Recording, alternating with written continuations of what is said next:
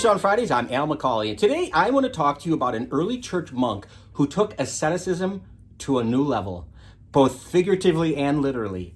And I'm talking about a saint that we remember every January 5th named Saint Simeon Stylites.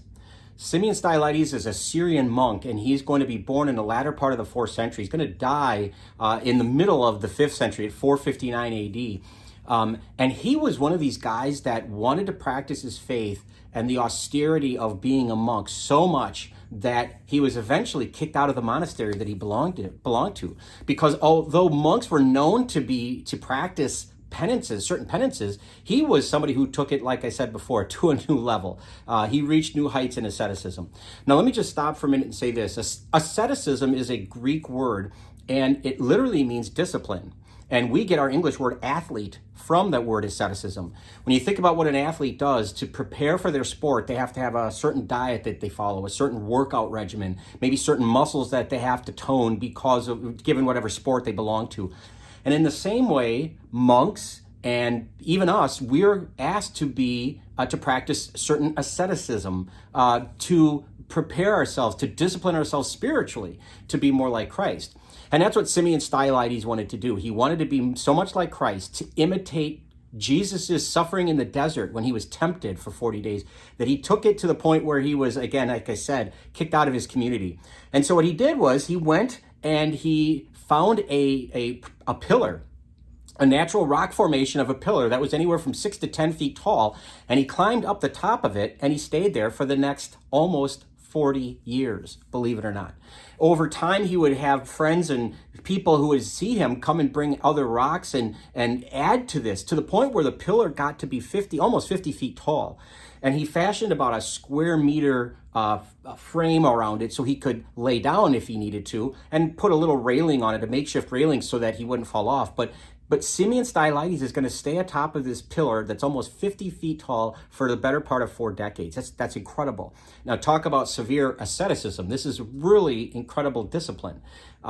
He's exposed to the elements. He is, the rain, cold at night, scorching heat, and the sun. I can't imagine how that would be for me. I wouldn't want to go and live on my roof of my house, much less on a pillar that's 50 feet tall. But it's interesting. The name, the word for pillar in Greek is stylos. And so his name, Simeon Stylites, his name means Saint Simeon of the pillar, because that's what he's most known for. You might say he became a pillar of his own community.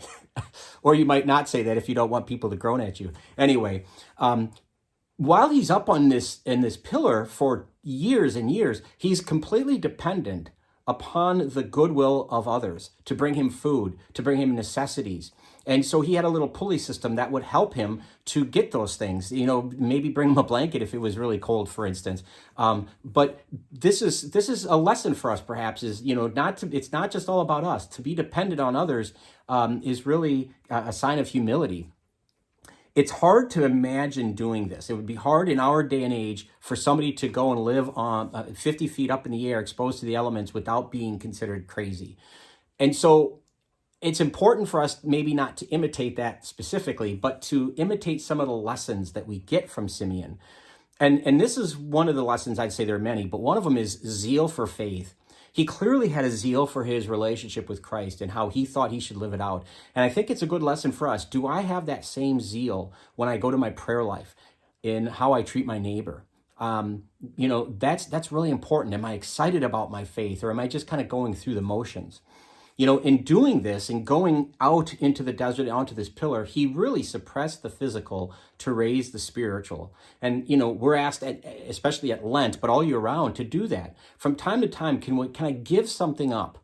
Can I go without my coffee for a day? Can I go drive in silence to work without any radio or any kind of podcast or anything? Can I do those things so I can focus more on my spiritual relationship with God? Can I use that time to pray, for instance? That's something that Simeon did. He suppressed the physical to raise the spiritual. While he's up there, he is praying. As St. Paul says, pray ceaselessly. He is praying a lot. Do I take my prayer life seriously? Do I find and carve out times in my day where I can pray, so that my life becomes a prayer, in essence, like the way Simeon did? The last lesson I'd say is he counseled people who came to him. Now, one of the things that was interesting about Simeon is you and I might today think he was crazy, but people back then saw him as a holy man. They revered him as such. And so they would seek him out. Common people, right up to royalty and nobility, would come out to him and say, will you give us your blessing? Will you judge on this case, a dispute I have with my neighbor? Will you pray for me because of an illness or what have you? So people sought him out. And it's important for us to pay attention to the interruptions. You know, when people ask for our prayers, when they ask for our support, our counsel, do we readily give it? Do we listen as much as we talk? So again, while I would suggest it's not necessary for you to go and find a pillar to live on, I do think there are plenty of lessons that Simeon Stylites teaches us. And hopefully this episode has helped you to learn some of those and to take them to heart. Thanks for watching. We hope you will keep tuning in every Friday for Fish on Fridays. We'd love it if you'd subscribe to our YouTube channel and follow us on Facebook. But either way, thanks again for tuning in. Until next time, please be good to each other and God bless.